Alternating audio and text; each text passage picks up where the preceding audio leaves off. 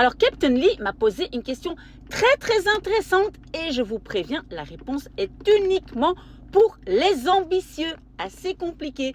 Donc, il m'a demandé si j'ai un le, la dans une phrase, par exemple, je le connais, comment est-ce que je traduis le? Parfois c'est hem, parfois c'est hut, parfois c'est dit. Et donc, je vais vous expliquer.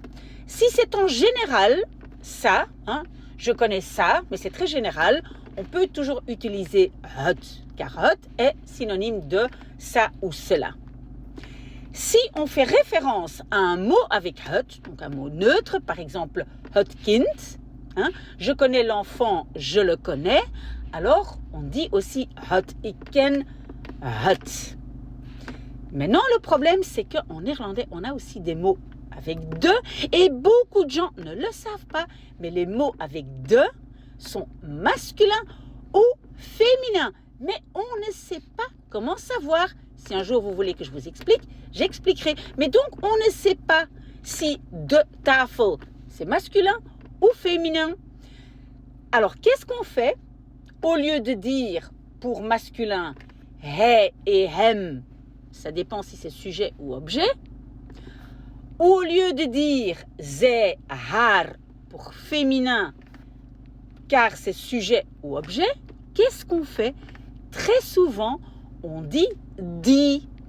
Die remplace féminin et masculin. Donc, par exemple, je mets la table, je la mets. Mais je ne sais pas si table est féminin ou masculin. Donc, on va dire ik zet die. Moi, je sais que table est féminin en néerlandais. Donc, normalement, ik zet haar in de keuken.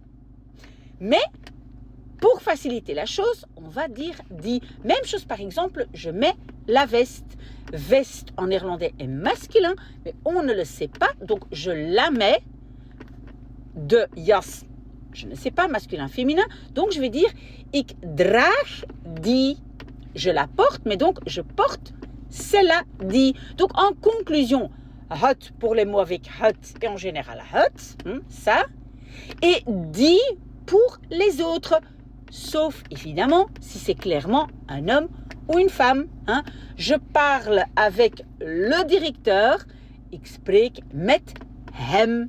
Et donc, hem, haar, spécifiquement masculin, féminin. J'espère que vous avez compris, Captain Lee.